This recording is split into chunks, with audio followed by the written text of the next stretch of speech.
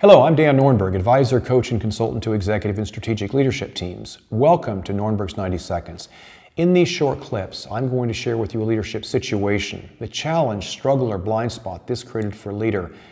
And then in about 90 seconds, I'll tell you about the idea, the tool, or the insight this leader and I discussed to help them be more successful. And in doing so, should you encounter a situation similar to this at some point in your future, you'll have an additional resource to help you be more effective. Let me say a couple words about today's situation. An HR executive expressed her frustration because she didn't have a seat at the table with the company's executive leadership team. She described how hard she and her HR colleagues had worked, how they'd met targets, how they supported others to be successful, and yet she didn't have a seat at the table. "Why don't I have a seat at the table?" she asked. In addition to our coaching sessions, I observed her with her HR team and also in interactions with the executive leadership team. Made some observations. I'd like to share the highlights of our work together, anonymously, of course. So this is Norenberg's 90 Seconds. You can start the clock.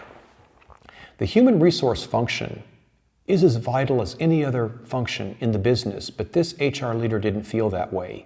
During our work together, she recognized that if she wanted to change the perception of her function or her role, she had to take more ownership and step forward.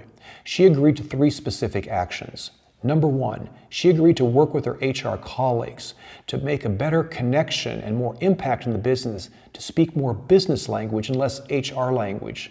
Number 2, their learning portfolio looked like an outdated academic syllabus, and she agreed to meet with the business leaders to develop a more robust and more innovative learning portfolio to drive the business and to support talent better. And last but not least, this leader realized that she was waiting for an invitation for that seat at the table. She hadn't given herself permission to have that really critical conversation with her CEO about what she really wanted and the value she could bring.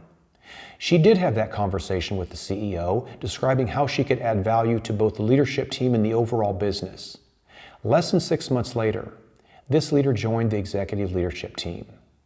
All too often, we wait for someone to give us permission to expand our role or our contribution in the business instead of simply taking ownership.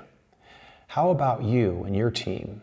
What conversations do you need to have to expand your role and contributions in the business that you serve? That's Norenberg's 90 Seconds. Thanks for joining me today.